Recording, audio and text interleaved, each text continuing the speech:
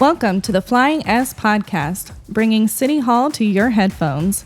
Your go-to source for community news, events, and stories straight from your local Sidney government. I'm Brittany King. And I'm Andrew Bowser. And every other Friday, we'll bring you what's happening in our hometown and local government. Fast, factual, and focused.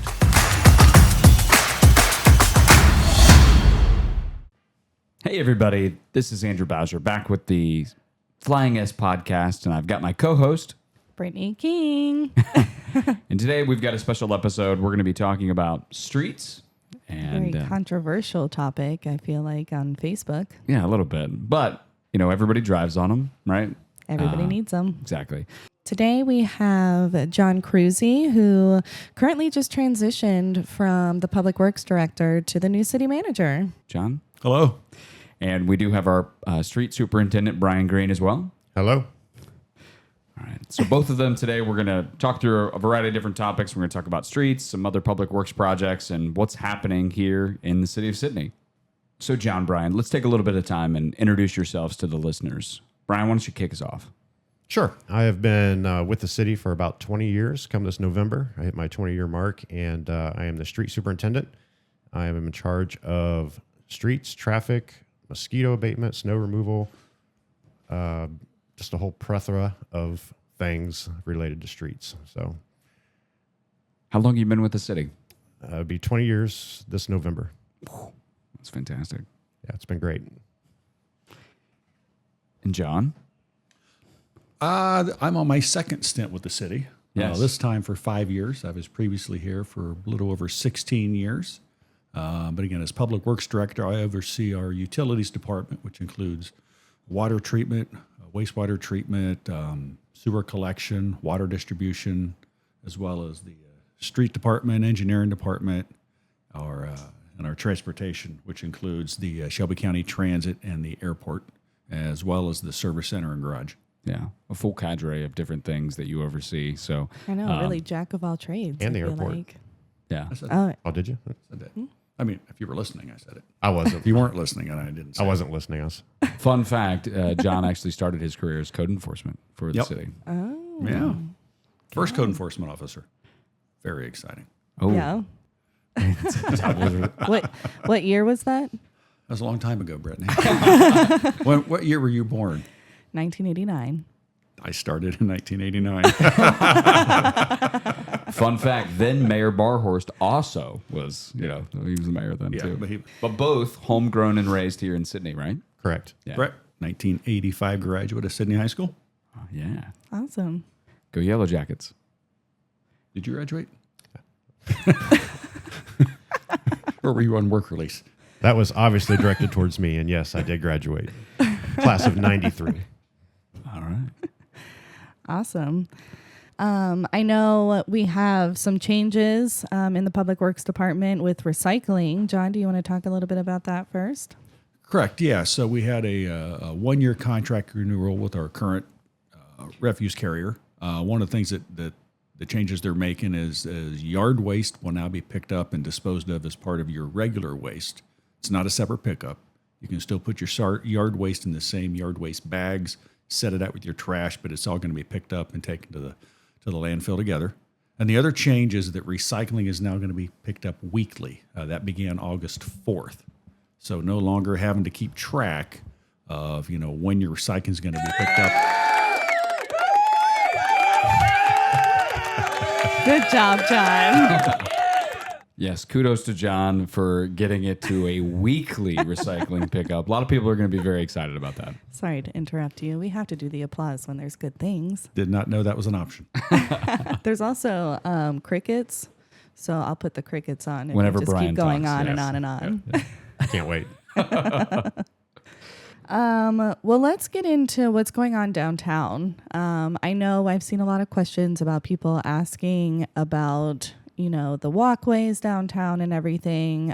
We've already covered the arches, but obviously we're talking streets. So give us a little bit about what's happening downtown in the next year. Well, I think maybe the next few years Yeah. as our plan. If you saw out there, you can see that some of our test cases for our mid-block crosswalks. So after they did the archways, it was the city's responsibility to come back through to make those a little safer. So Brian actually got some great quotes for us as we were talking through safety measures to allow for pedestrians to cross during the mid-blocks. So we've tested it a few different times with some paint and then also like a material that kind of gets laminated down on top of the asphalt, both not wearing the way that we would really like them to wear. And yes, it looks unsightly right now, but understand that those were tests in order for us to eventually get to the idea that we just need to match the end crosswalks. And so we are in the planning stages, and obviously we'll talk later about the levy dollars, but utilizing dollars to be able to sort of redo sort of those spots. And we may actually end up repaving the downtown so it's all cohesive together. But Brian, you want to give any more technical details on what maybe some people should be looking forward to there in the downtown? I think the crosswalks, the mid-block crossings, one of the things that we were looking at were to have like light actuated detectors in the pavement. So that'd be something that would be tied with the levee, but it would also bring more awareness to drivers as they're approaching the mid-block crossings. Yeah, for sure. Definitely safety is the number one priority. What does that mean? Like, can you explain that a little bit more? Because I don't, like, what would that look like? I've never seen something like that before. They're kind of like mini LEDs that would be placed in front of the mid-block crossings, and they would be integrated into the pavement. So as a pedestrian was going to cross, there would either be a button to push or a sensor that would detect them, and then they would flash in the roadway. Oh, that's so cool. It's so better than like the big signs that you see that are like big and yellow and flashing, and they're just very tacky and sign pollution. Correct. Yeah, Yeah. I think less signs is better. Yeah, For sure. especially downtown. Yeah. And That's the great. LEDs, as they're embedded into the road, they flash up to the eyes of the motorist, right? So it's alerting them where they're already looking, which is at the pavement. That's cool. Yeah. Yeah, that's really neat. I think it's cool.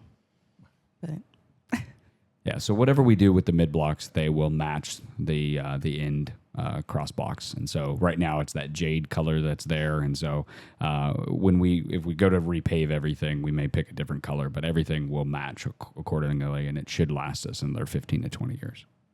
awesome. I know that you mentioned, I'm going to put a trigger warning on this next topic. You mentioned that this was part of the plans with the levy. Now, we're going to give you just some quick facts about the levy. You know, there's people in the community that can answer some other questions, but we're going to just dive into the actual facts of what the levy will cover. And just so that everyone is educated on what they're voting on come November, and they can vote appropriately for what fits their family. Yeah. So let's just deep dive in. John, tell us a little bit more about the levy and what we're asking for the voters here this November. Yeah, so the levy that's going to be on in November is a 0.25% income tax levy. I think it's going to generate about $3.3 million a year. And that money, again, is all dedicated for street improvements, curb and gutter repair, bridges, traffic signals, things along those lines. But again, if you drive around town and see the conditions of some of our streets already, with us not having a street levy for the last year and a half, I mean, it is, again, it does not take long for our streets to get in bad shape when we're not continuously resurfacing them, rebuilding them. Yeah, for sure. Every year we don't have a street levy and we're not putting those dollars and cents into the infrastructure. It feels like we're putting ourselves back 3 years. Let's quickly go over how the budget works with a levy, and specifically a levy that goes directly to a specific source. So like the street levy, how does that work with like the general fund and the different finances? Yeah, so this fund specifically goes to the projects It gets housed underneath of the capital improvement fund, but it's a specific street fund. So those funds can only be allocated. We can add money to the street fund, and we had been doing that actually for the last 5 years. So a quick history lesson for the listeners out there. In 2014, the city passed its very first income tax levy dedicated towards streets. That was 0.25% as well. 5 years after that had been passed, it fell off. The city needed to renew it. It tried renewing it with a fire levy to build a third station, right? The fire station failed, and then the street levy passed, but they had lowered the percentage to 0.15%. So for the previous 5 years, up till the end of 2024, so last year, we were operating on a 0.15% street levy. But what the city was doing is it was also dumping more funds into the fund balance, upwards of $900,000 some years, to cover the additional expenses that we weren't getting from the full 0.25%. So just to date back, more than 10 years ago, we passed our initial street levy. Everybody was paying a total of 1.75. 1.5 going to overall general operations, permanent, and then a 0.25 and a renewal every 5 years. We lowered it to 0.15, and now that is no longer in existence. So the entire year of 2025, everybody in the city of Sidney has been paying less income tax. And that includes the individuals that work in our community that not necessarily live in our community. And about 12,600 people actually commute into the community every single day. Those individuals are paying that tax, right? So what ends up happening is when we get lowered, so let's say somebody lives in Piqua, like Brittany. Brittany is paying Piqua's income tax at 2%. 1.5% goes to the city of Sidney. The other 0.5% goes back to Piqua. So they are paying it no matter what. So when ours is lower, that just means we're sending more money someplace else that could be staying here within our community. So obviously we want to keep as much of that in-house as we possibly can, right? Because they're utilizing our infrastructure. That's the way that the state of Ohio has set up how taxes work.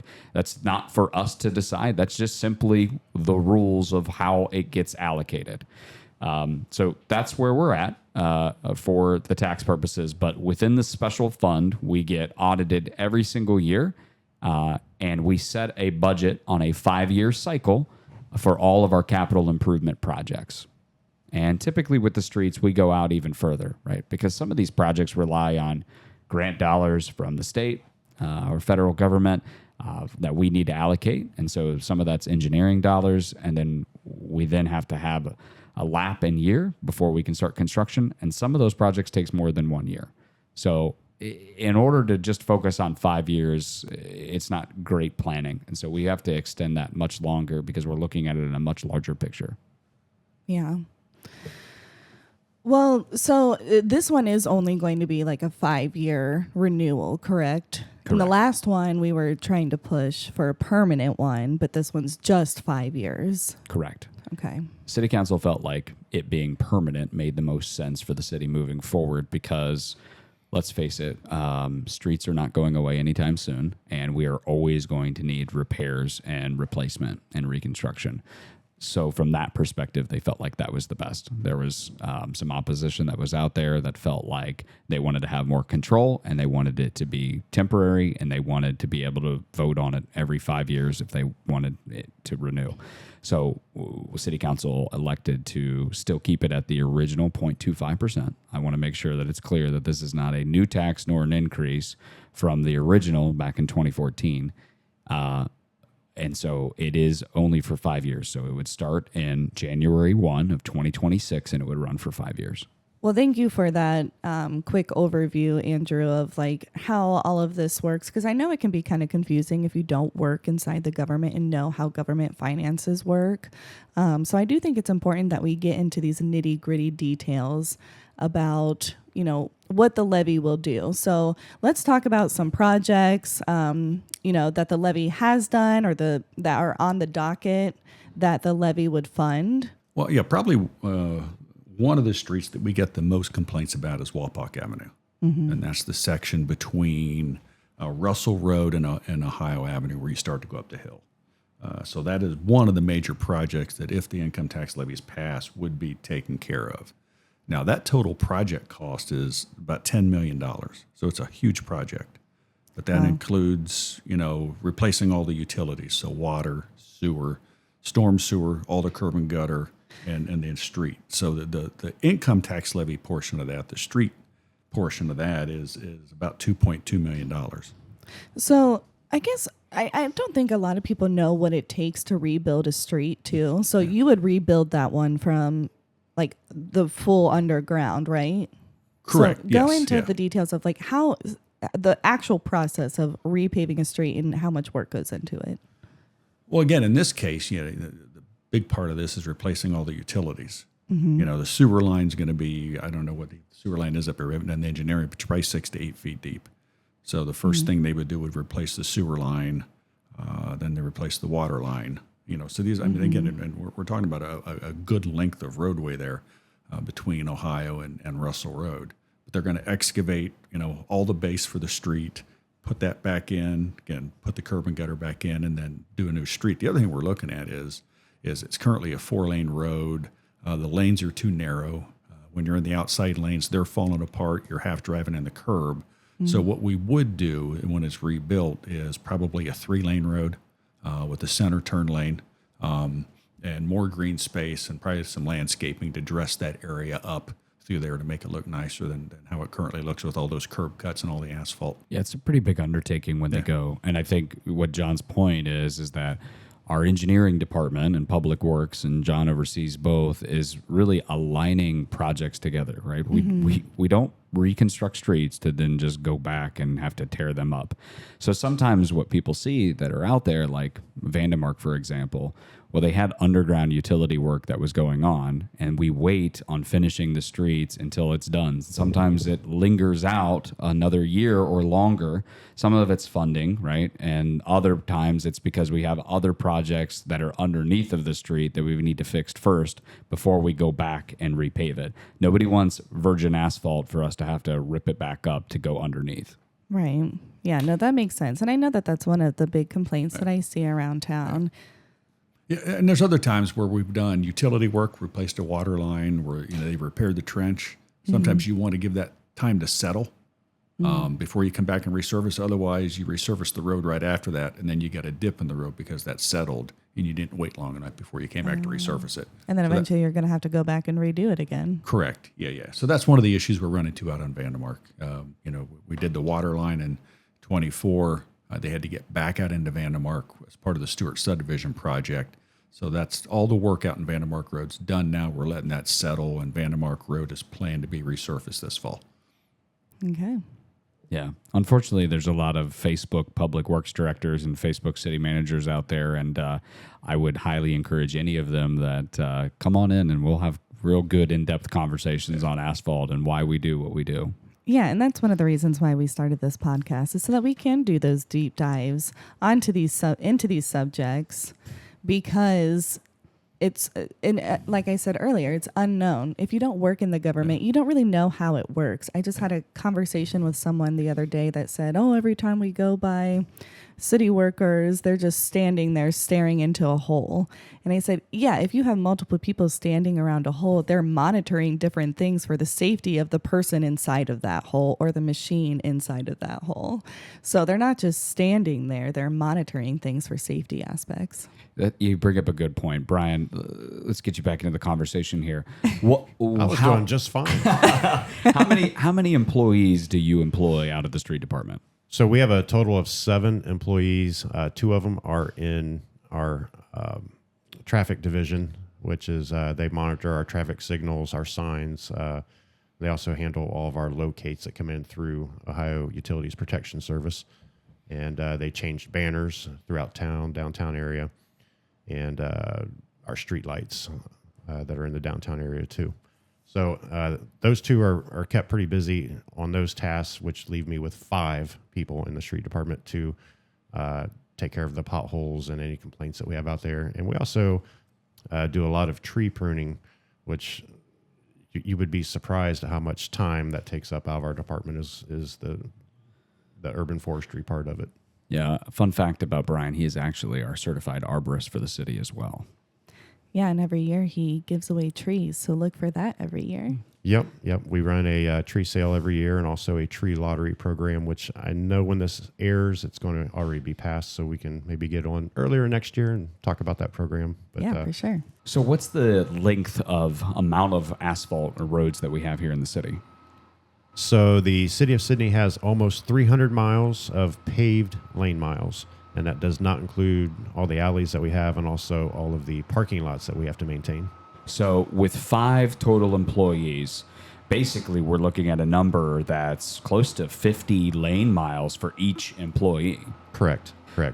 So when people come out and say, hey, fraud, waste, and abuse, why do you need this money? Well, we've got 5 total employees that are operating here within the city that are maintaining all of these streets. And that is a huge, staggering number. So kudos to you and your team for being able to maintain that as best as we can. Yeah. Thank you. Appreciate that.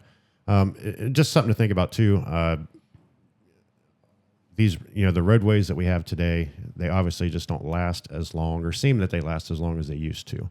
And something to think about is, we have increased traffic, compared to what we had back in, the 70s and 80s where the roads used to last 25, 30 years. Well, and if you think about what Andrew said with those 12,000 people coming into the city on top of the population we already have. Right. Yeah, again, it's just they're not lasting as long. We have heavier trucks now than what was on the road, back when asphalt used to last longer. And the amount of traffic anymore is just incredibly higher with, much more volume coming through our city. Mm-hmm. Which would lead into, I guess you could say, why we look into alternative pavement maintenance items, like a micro seal or our chip and seal that we do for our potholes, which nobody likes, but that is the most cost-effective means of taking care of our potholes. It's a permanent patch. It's not temporary, and it's more cost-effective than cutting it out and replacing it with asphalt.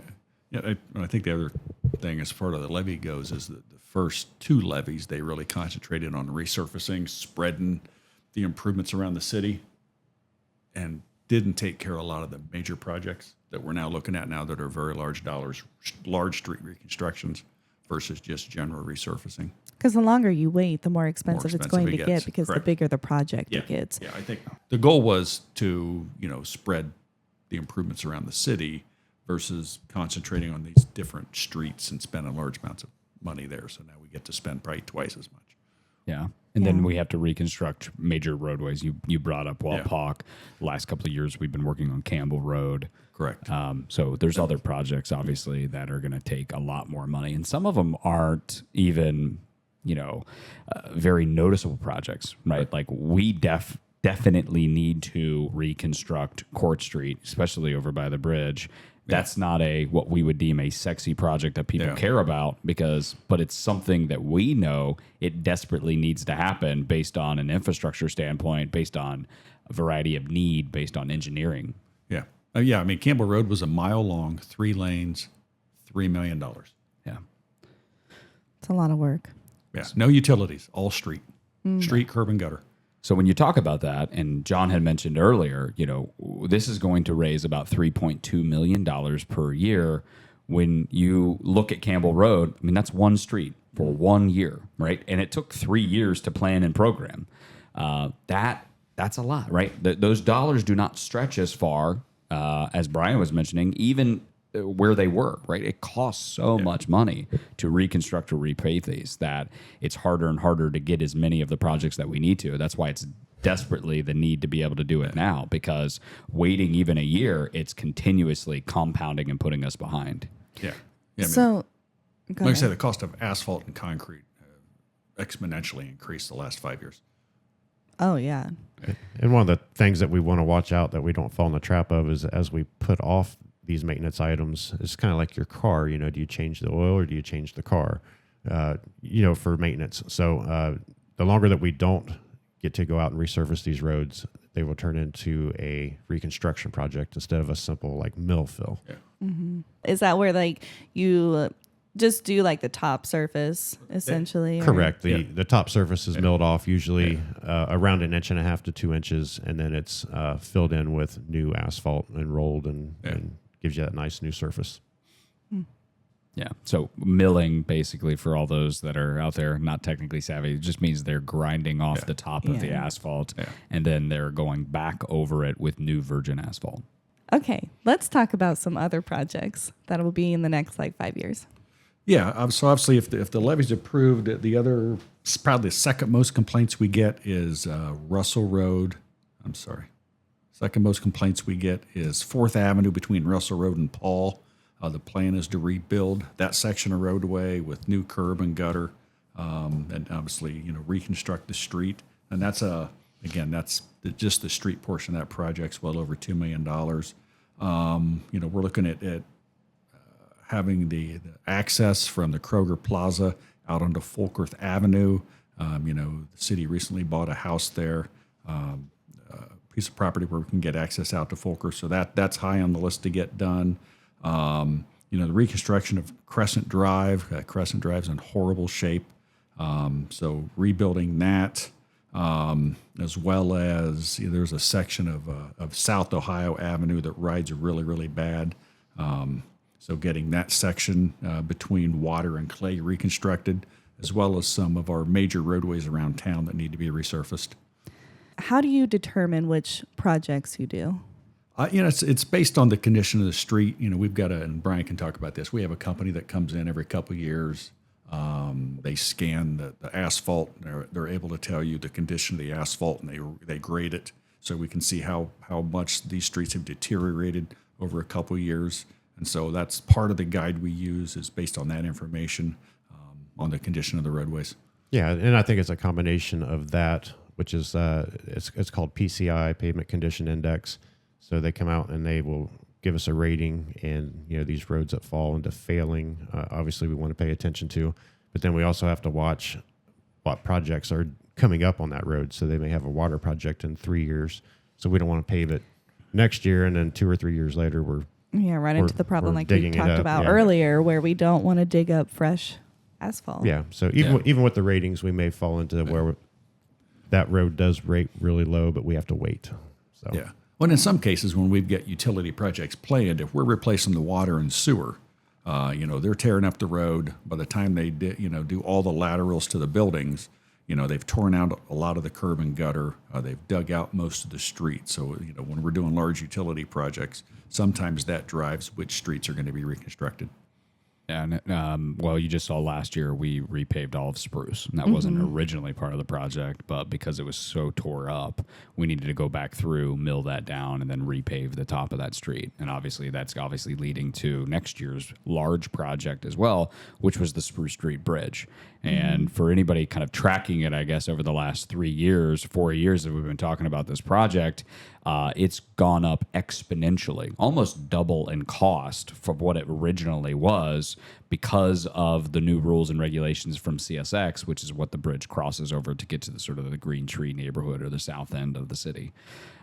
The other aspects that the gentlemen are talking about, so we're not only fighting up against water and underground utilities of what's getting done, or sometimes we're having to coordinate with ODOT, like State Route 29 is getting repaved this year. And by the time this airs, hopefully it'll be done, but you will have seen that basically from St. Mary's all the way down to North Street within the downtown. But the city had to get all of the curb and gutter done ahead of time. That's why we did St. Mary's last year. Pike Street was getting underground work done this year. So all of those things needed to be done before ODOT came through to actually repave. And we still have to pay a portion of that. And now we're also taking a look at, once they mill that down, if there are spot repairs that need to be done where we need to replace the concrete because maybe there was too much damage because it had been too long before it got repaved. Well, that's 100% cost on the city that then we have to monitor and come up with. So we're always trying to keep some of those dollars back because we don't know what it's going to look like until we get underneath of it. And then we couple that with, here's a cost of, this is how expensive this is. We know that there's a finite amount of resources, $3.2 million if the levy were to pass, that comes in. So now we have to program and rack and stack based on project need and the other variables that we've talked about. So it's not an easy task when the guys all get together and we start to work through the capital improvement plan, specifically when we're talking about streets and how we're going to align all of the projects together. And sometimes year over year, we have to make changes and we've got to push a project either because of cost or because timelines don't necessarily work out. So that doesn't mean that that project may not be a higher priority than the projects that are getting done the year before. It just happens to be because we have the full picture, right? A lot of timelines that you're trying to follow. Right, exactly. Yeah, a lot of construction timelines, and we all know how construction is, and it changes, and it's weather dependent, and Well, again, I think the other things that we at least have in our draft 5-year plan now are some of the major roadways that need to be resurfaced that we have out here. And so, we're talking about South Vandemark Road from Fair Road to the railroad crossing. I mean, that's replacing basically all of that curb and gutter as well as resurfacing that road. Resurfacing Fair Road from Colonial to I-75. And then North Main, Centerpoint Energy was nice enough a couple years ago to go tear that road up for us. And so resurfacing North Main Avenue between Russell and Parkwood. And those are a couple of our major roadways that are in pretty bad shape that need to be resurfaced that would be completed over the next 5 years. okay. So currently we don't have a tax levy for the streets. So what does that look like with the general fund right now? What does that look like with the projects? I know that we have budgeted for the projects that are happening, but what does that look like without that street fund and with our city finances? So I want to make one clear distinction. So the general fund doesn't pay for project improvements, right? So that's general resources operating budget. A lot of salaries, benefits come out of their general budget. The capital improvement is your projects, and so there is a line item and a number that ranges from $400,000 to $800,000 a year that are dedicated to streets out of that project. But that also doesn't include equipment and things like that, right? So we're also replacing trucks and different types of like backhoe equipment and some of the snow plows and other maintenance items and things like that are all coming out of that. Plus the maintenance of all of those vehicles as well. So when we're specifically talking about the $3.2 million, we're really talking about the road work that people are going to be able to see that's out there. And that's what we're trying to allocate that to. Without that, we're left with a much smaller amount, which is the pre-2014 amount, which is why the city got so behind, because it just lacked the amount of resources for there to be allocated towards that. I'd love to do a deep dive on budget and things like that, and we just don't have the time to discuss this on this episode. But when you take a look at other comparable cities, for example, Piqua,'s at a 2% income tax, right? So they have the ability to be able to throw whatever a dollar amount that they want on the streets, and I'm sure that varies from year to year based on need. For us, we've got 1.5, so we're 0.5% less than where Piqua is, and I feel like we're doing a heck of a lot more with less. And I think from our perspective, going up to 1.75 with this additional 0.25% puts us right where we need to be to hone in on a lot of projects over the next 10 years. It gets us caught back up, and then it allows us to continue resurfacing and maintaining them better so the roadways last a lot longer. The more we can stay on top of it, the less money we have to spend year over year, or the more we can do. Mm-hmm. Yeah. Thank you for that overview. Well said. A lot of the questions that I get revolve around that, general fund versus the tax levy. So I'm glad that you explained that. Yeah. So when this airs, Brian, talk to me about winter's coming, and we've got maybe some snow that's going to start falling on the roads. How do we prepare our team from Public Works to go out there and take care of those when we see those white flakes? Well, something new for us this year that's going to help us prepare is I applied for a H2O Ohio salt grant, and we are able to outfit 9 of our dump trucks with a tailgate saddle pre-wet system. And what that does, that pre-wets the salt as it's being applied to the roadway, and it helps it work faster and more efficiently. So it kind of activates it ahead of time. Yes. It just jump starts it and gets it going. So it'll decrease the amount of salt that we use and also speed up the process in which the snow and ice are melted off the roadway. That's great.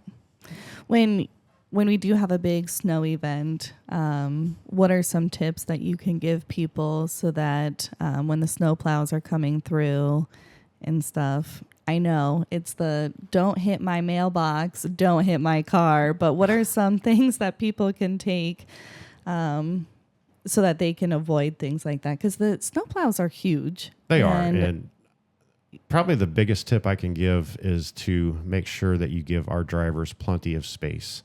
The vision is pretty limited, and you have snow sticking to it. You have ice. Your wipers are smearing across. So when they have to back up or make turns, sometimes it's a dangerous job, and they do their best, and they do actually a really good job. Knock on wood, I don't think we've had any accidents in quite a while. So as far as snow removal goes, and again, we have a small fleet for a lot of miles, so that they spend a lot of hours out there on the road when we do get those events. So just give them lots of space, and if you are shoveling your driveway, shovel it to the right side of your driveway. So when the plow comes through, they takes that pile and gives your neighbor a bonus. Yeah, I think all of our guys, and not just streets, but a lot of the public works guys have CDLs, and they are able to come out there, and because they work nights, they work weekends, sometimes holidays, when we don't get to pick when Mother Nature dumps a load of snow on us. And so for us, I think they do a great job for the resources that we have and keeping the streets clean, especially during the winter. They also practice with a snowplow rodeo, which will be sometime in November before the first snow. Yep.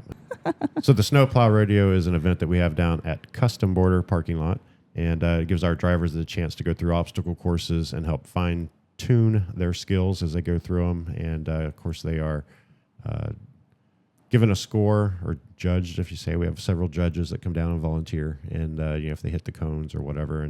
And we have winners. We have...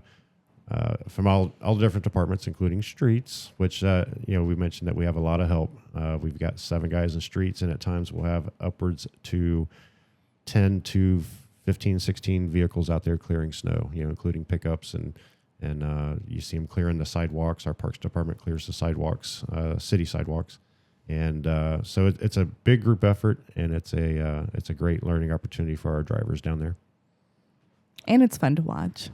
No, it is. Yeah. Brian actually printed out a huge cardboard cutout of me, kind of like a big fat head, and put a mailbox next to mine, because that's the thing. You can't hit the mailbox, so that's them training and things like that. So. And that has been used for various different things. I've seen it floating around the put city. A new sign on it for the solar eclipse. We yes. have done all sorts of things. It's fun. It's been well used. It has. Yeah. Well, that's great. So what else? Is there anything else that we should be looking forward to here in the next 5 to 10 years that we should be out looking on, whether that's public works related specifically or just streets? Obviously, there's a lot of projects. We're tracking them, I promise. We are going to get to them and rack and stack priority and programming based on dollars and cents and everything else that we discussed. But where do we go from here, guys? As they look at each other. Well, again, I think where we go from here depends on what happens in November. Yeah. Whether or not we're able to continue to maintain and improve our streets, or whether we are just holding on for dear life to make the repairs we can to keep the streets from deteriorating any further. I think that's a fair point. Yeah, I think the question has to be asked, and I think it's been asked before. Do we want to continue investing in our infrastructure here in the city of Sidney, or do we want to watch it kind of dwindle away? And I think we were there before, and I think the voters saw that, and they said, hey, we need to do something because we need that.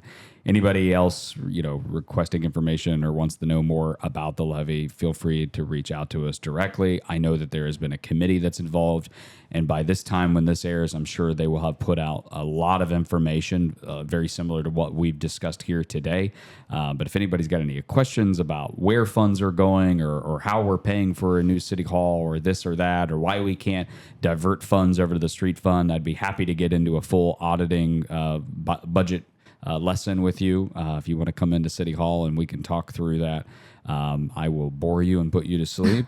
But it's Well, and eventually, we'll have an episode dedicated to finance and really talk about the budget and how a city budget works. We won't be able to dive into the nitty-gritty numbers of it because it's just way too much information, and this podcast would end up being like 5 hours long or longer. So, but yeah, we can give you a high level of how city finances work, which I think is important for everyone to know, yeah. but not right now. Guys, anything you want to leave us with? No. Any philosophical? Andrew, do you have anything you want to leave us with? No, I'm good. Okay.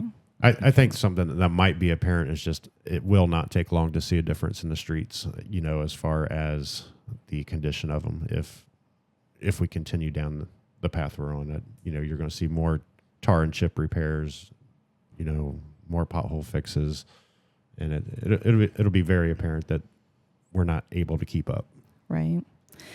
And we're not here to tell anybody how to vote, but we want you to be the most educated when you are voting. So if you need some more facts, like Andrew said, feel free to call us. We'll answer any questions that we can. And yeah. Yeah, and I'd say if you're not getting the source from a reputable source, whether that's directly from us or any of the information that the committee puts out or anything like that, I would just be very cautious about that. There's a lot of misinformation that's out there, and it has been for the last couple of times that this renewal has come up. It's not a new tax, and I can't stress that enough. We are simply trying to get back to the numbers that the city had in 2014. I think the last thing I want to leave with the listeners is, Andrew, you had said this before, people are worried about their income and, having families and everything. You had put it in cups of coffee of how much a month it would cost people. So what was that again? I forget. Yeah, so for a normal family, based on the median income here in the city of Sidney, which is between 60 to 70,000 median for the family here in town. If you were to go to Winans, or if you were to go to High Ground and you were to get 3 cups of coffee, that's what the cost would be. That's 3 cups per month is what the cost would be to the average citizen here in the city of Sidney. Right. So we talk about these big numbers. It's like $3.3 million and everything, but that's not all just coming from you. It's a small portion that comes out of your income that creates this big bucket for us to work with. Correct. Yeah, absolutely. And including all those individuals that don't live in the city but work here in the city, right? Cities run on income tax, schools run on property tax, counties run on sales tax. Now there's some crossover a little bit, but those are the primary buckets in which how those different governmental agencies or the schools actually get their funds to be able to run and program. Yeah. Well, gentlemen, thank you for joining us today and doing a deep dive into our streets. We'll have Brian back on sometime next year to talk more about the street or the tree lottery and the tree sale and all that kind of stuff. Looking forward to that. Can we get a recording of just Brian's outtakes? The blooper reel. The blooper reel. I do want to take all of everyone's ums throughout all of this and create like a song. This is just Yeah. All right. Well, that's all we have for you today. So Thanks, all. until next time. Thank you, Brittany. Bye. Bye.